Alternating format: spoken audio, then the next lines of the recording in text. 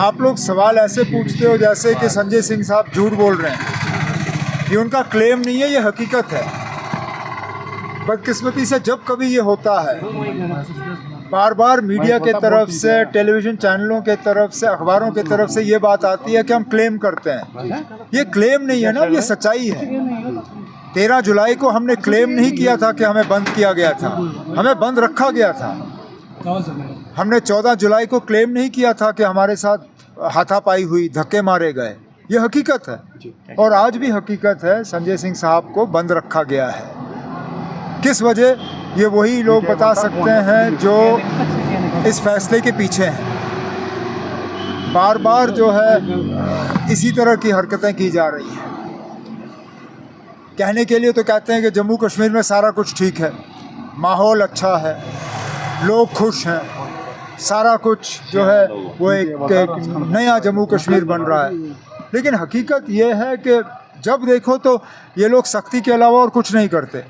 इन्होंने सख्ती हमारे साथ की, इन्होंने गलत कानून इस्तेमाल किया है महराज मलिक को गिरफ़्तार करने के लिए।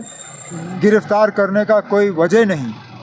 अब चलिए, अगर उनके बिहेवियर में या किसी ऐसे चीज़ में किसी को शिकायत हो तो असेंबली सेक्रेटेरिएट के साथ उठाइए, स्पीकर साहब से उसके बारे में बात करिए। लेकिन पीएसए कानून एक एमएलए के खिलाफ लगाना वो गलत। अब उस गलती को आपने और ज़्यादा बढ़ा दिया। एक राज्यसभा के मेंबर को आपने गैर कानूनी तौर बंद रखा है। किस कानून के तहत? क्या आपने उस पर कोई ऑर्डर सर्व किया है? क्या कोई प्रिवेंटिव डिटेंशन का ऑर्डर है? मर्जी आई तो आपने गेस्ट हाउस का गेट बंद कर दिया। ये ठीक बात नहीं है ना। ये जम्मू कश्मीर की जमहूरियत के लिए ठीक नहीं है और इसका जो मैसेज, इसका जो पैगाम लोगों में जाएगा, ये बहुत गलत है ना।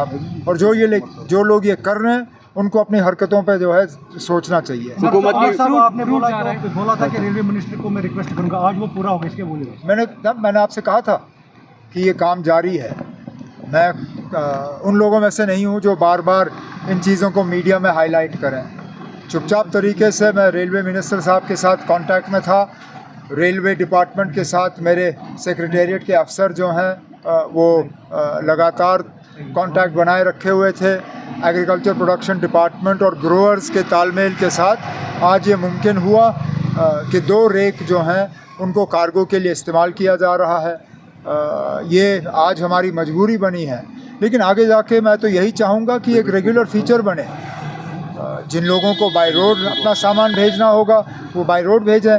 लेकिन हम तो चाहेंगे कि स्पेशल कार्गो ट्रेन जो हैं वो लगातार यहाँ से चलें, जिनमें रेफ्रिजरेटेड कंटेनर्स हों, जिसमें कि हमारा मेवा जा सके और जो ज़रूरत की चीज़ें हमें जम्मू कश्मीर से बाहर जो हमें लाना होगा वो हम ट्रेन के ज़रिए लाएँ। सर, हुकूमत की मजबूरी से हम बखूबी वाकिफ़ हैं, लेकिन ऐसे में जो महराज मलिक की कानूनी लड़ाई होगी तो उसमें क्या रोल रहेगा? कोई मैंने उनके वालिद साहब से मुलाकात की, बैठा, मैंने उनसे बात की और मैंने उनको यकीन दिलाया कि हमारे तरफ से जो भी मदद चाहिए होगी हम देने के लिए तैयार हैं। मेरा उनकी पार्टी को ये मशवरा होगा कि देखिए ना, पीएसए कानून इस मुल्क में और कहीं लागू नहीं है। आप अगर बाहर से वकील लाओगे उसको ये कानून समझने में भी वक्त लगेगा। हम मदद करने के लिए तैयार हैं। मैंने कुछ वकीलों से बात की है, वो वकील जो हैं इनका केस लड़ने के लिए तैयार हैं। बेहतर है कि वो किसी ऐसे वकील को यहाँ पर लगाएं जिसको पीएसए केस लड़ने की आदत है, जो इस कानून को जानता है। मुझे खुद पीएसए के ख़िलाफ़ लड़ना पड़ा। 2020 में जब मेरे खिलाफ़ पीएसए लगा तो मैंने यहाँ से एक अच्छा वकील करके सुप्रीम कोर्ट में वो लड़ाई लड़ी। मेरा मशवरा आम आदमी पार्टी को और उनके साथियों को यही होगा कि बाहर से कोई बड़ा वकील मत लाइए, आप यहीं से वकील ले लीजिए जिसको पीएसए का कानून जो है जो जानता हो। और इसमें अगर हमारी मदद की ज़रूरत होगी, मैंने महराज मलिक साहब के वालिद को कहा है कि हमारे तरफ से जो भी मदद होगी हम देने के लिए तैयार हैं। सर, फ्रूट ग्रोवर्स यूनियन का कहना है कि 700 करोड़